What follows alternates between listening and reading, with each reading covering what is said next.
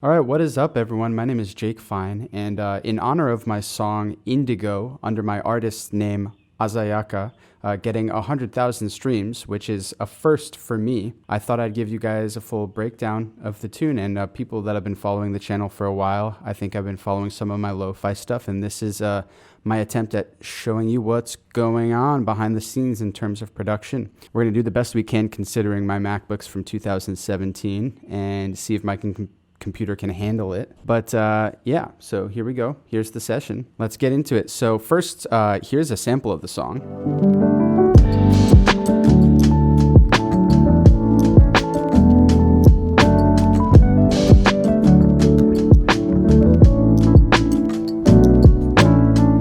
And now that y'all have kind of heard that, let's kind of break down the different elements in each section. In the initial intro, kind of has this vibe.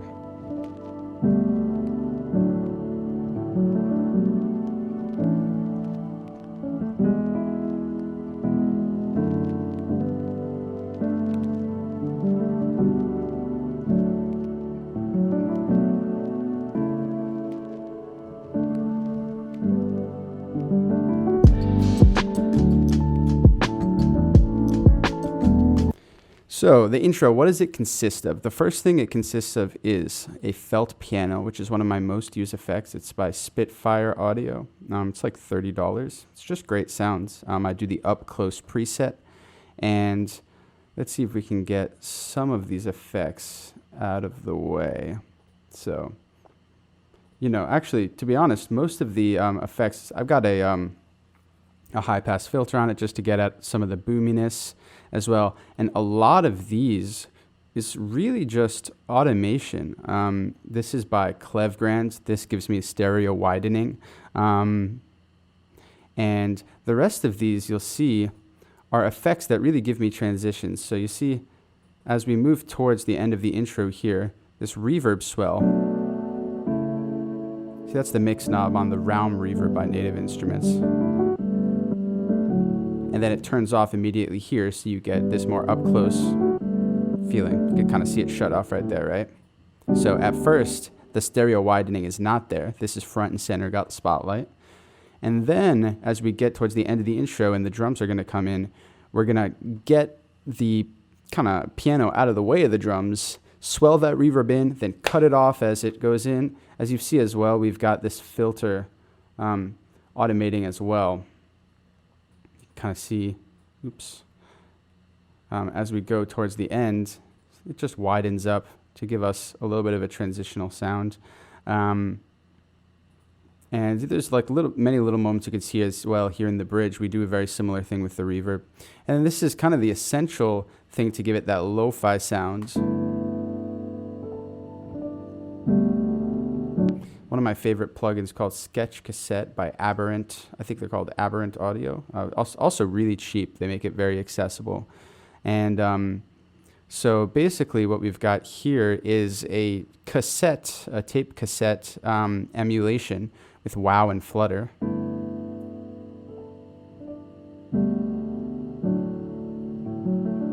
Without it, it's very beautiful because Spitfire makes beautiful sounds, but it gives a little bit of that lo-fi character that we want, and I think it actually destabilizes the sound, and I think destabilizing it adds a nostalgic quality, right?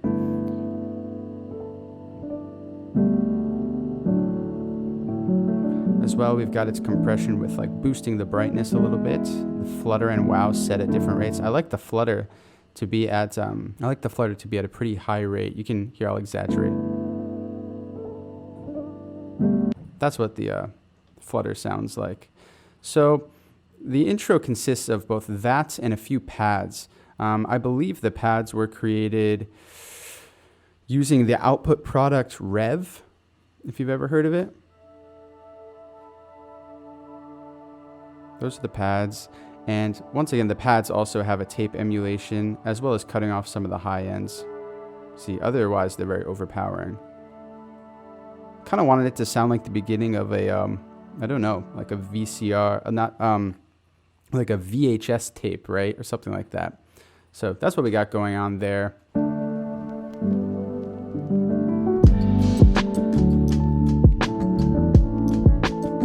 Now, I think for lo-fi, it's essential to get the drums right. I'm not actually necessarily claiming that I got the drums totally right here. For me, I'm a bit of a perfectionist about it. And honestly, I felt like these landed less than some of the new songs I'm working on now that I'll be releasing soon. And that's partially because drums have been a big thing for me this year, just kind of figuring out how to make them smack and slap and really feel right with saturation and various other things. I feel like I got close. And, some days I feel like I nail it. Some days I feel like I don't. I really think I got like super close to my dream, to what I kind of dream about with drums for this. But let's listen to it and we can kind of decide for ourselves.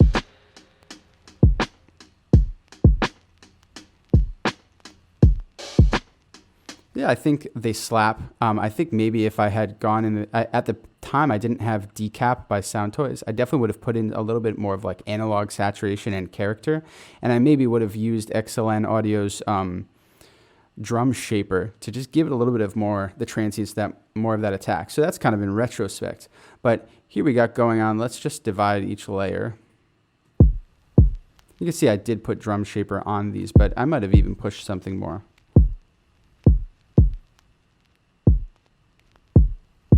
Right? This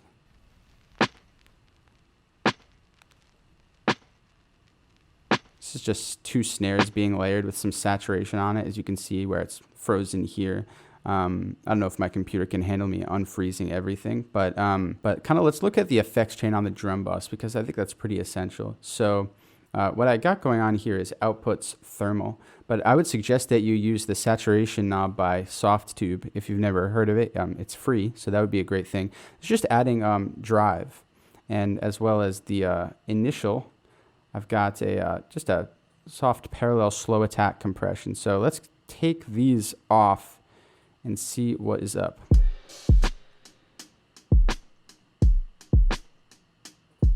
So no compression, nothing.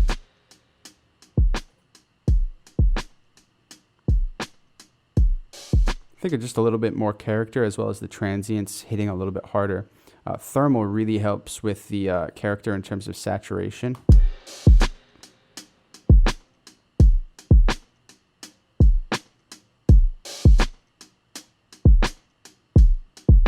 And then RC20 by XLN Audio, and shout out to those guys. They make some amazing products, as I'm sure you've probably seen on YouTube before. But this is what I got going on in there, and I think it really changes the character in an essential way. So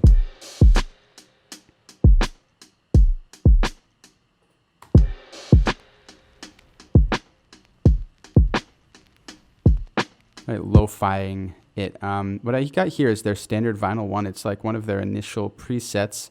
Something I really like to do is I like their vinyl 2 noise. You can hear without.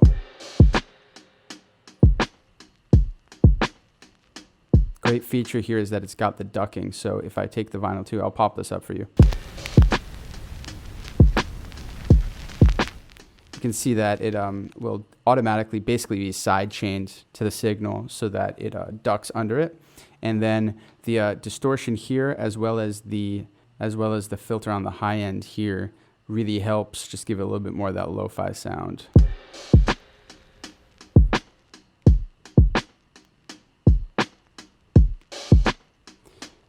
And I don't actually have my mix bus going on my master channel here, but I think when I do and I use Oxford Inflator on it, a lot of these things just slap more. They just do. And that's something that I'm not able to include here because it'll just wreck my CPU. So those are the vibes with the drums here. And you'll see with little things, I like transitional moments, like little fills, as well as crash cymbal right here.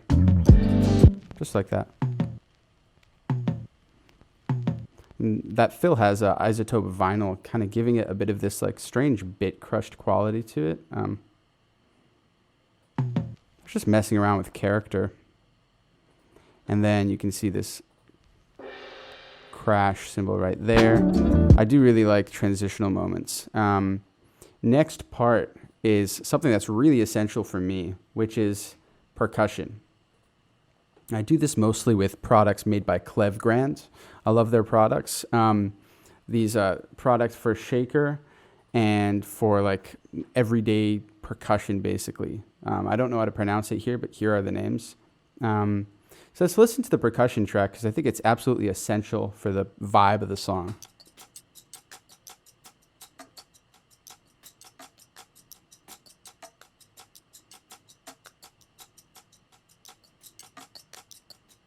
Dopeness. And that's a big part of my sound personally. So we've got a shaker, front and center.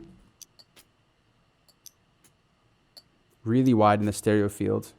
We got these like little percussive sounds. Let's combine our percussive sounds.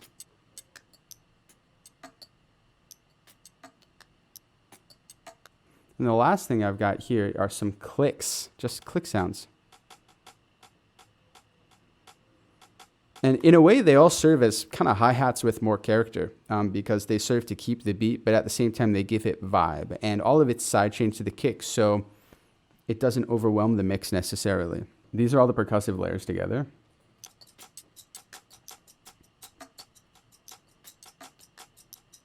You can do that with everyday objects, like literally record into a mic if you want, or get some plugins like these ones listed here. That'll do it for you.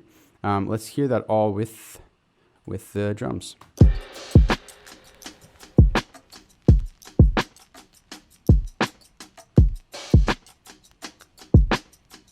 think that just bounces to me. Bounces more than if you take them out.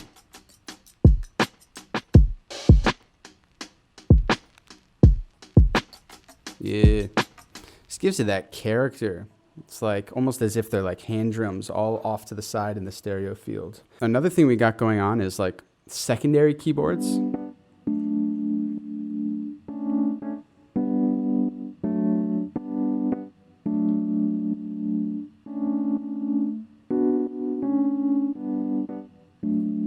That's by Excellent Audio. That is probably the Mark 1 on their addictive keys. Yep, Mark 1 addictive keys. Let's refreeze that if possible. And really this is about filling out the arrangements and making it available to add things in every 4 or 8 measures and then once again remove them because those will be effective moves later on. We've also got another secondary melody going on in the keyboard.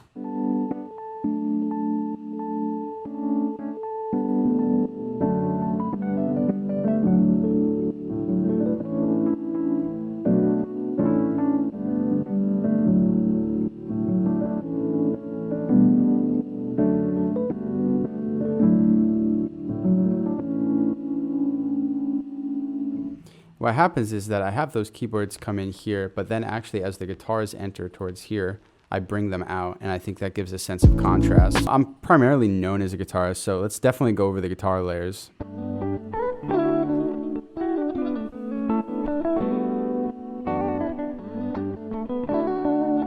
We got 3 guitar layers. Truly, like, it's almost not even worth showing you what I've got going on here because at the time I wasn't even using the amp sims that I like necessarily. I was just like grabbing whatever gave it a little bit more of an alive sound. That's the clean signal. It's a little more saturation and a boost.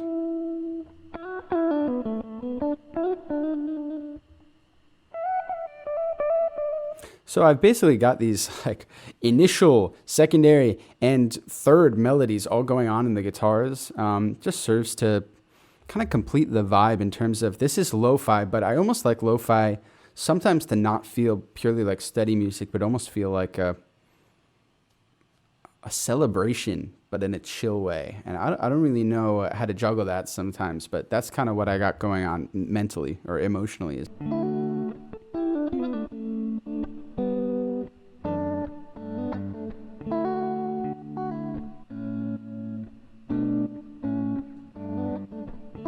Right, second melody.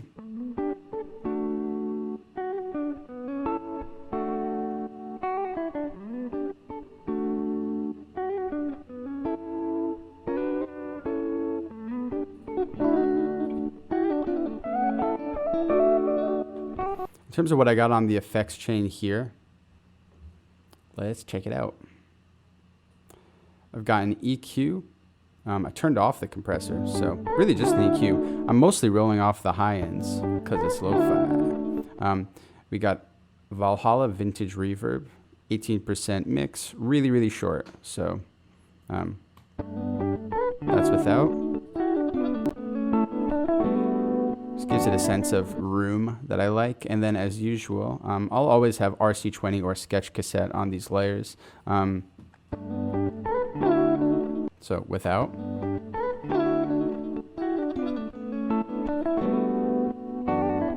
Gives it warmth and that kind of destabilizing nostalgia like we talked about. So that's what I've going on in the guitars.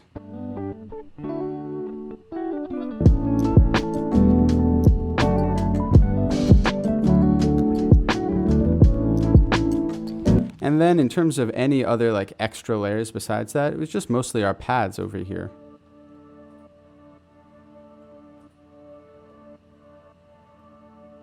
Right, so then I'd say, right, almost forgot the bass.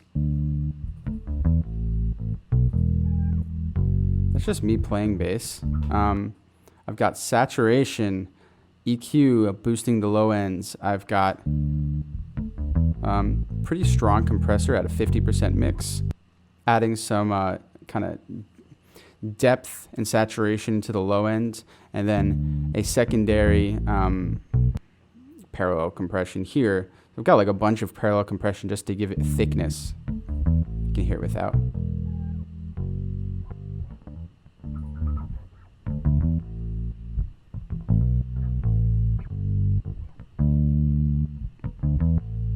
And then I would say the essential step beyond all of that is the fact that all of it is sidechained to the kick.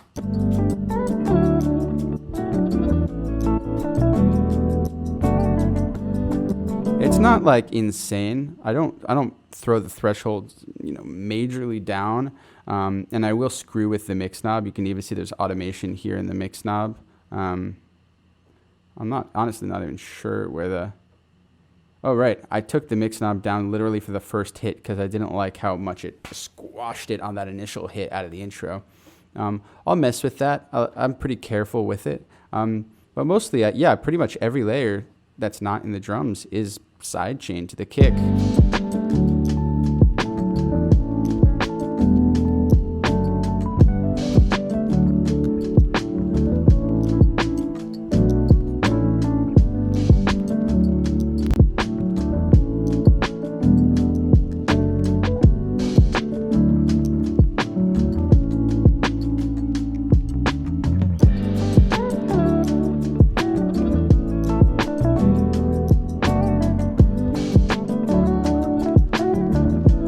The last thing I have here is the oh right, I never used that. It's so funny.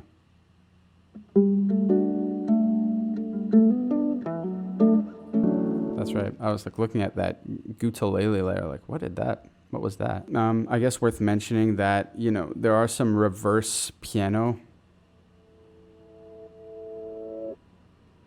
right, or pad layers. I think those are really essential when you're having a transition to give people a sense of, okay, this is happening next, like we're ready for a new section.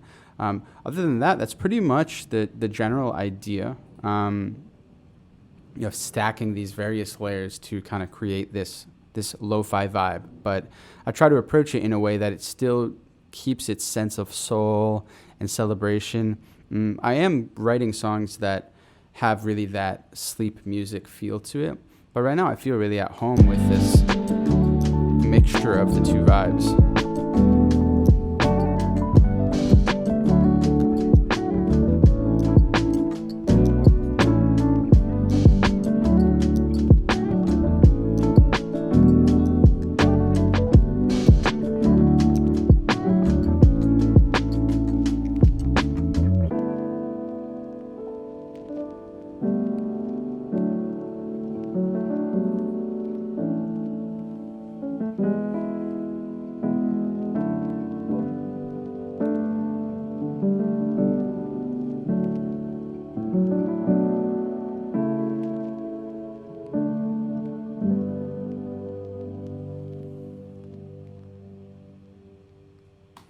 If you guys want me to do another video where I get into the details of what's on the mix bus and then how I mastered it, I can do that as well.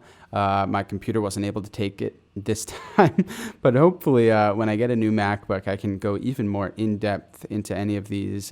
Just leave a comment and tell me what you'd like to see from any of my music. I can kind of break down any of the concepts. Anyways, that was Indigo by Azayaka, and you can stream it by clicking the link in the description, and I'll see you all next time.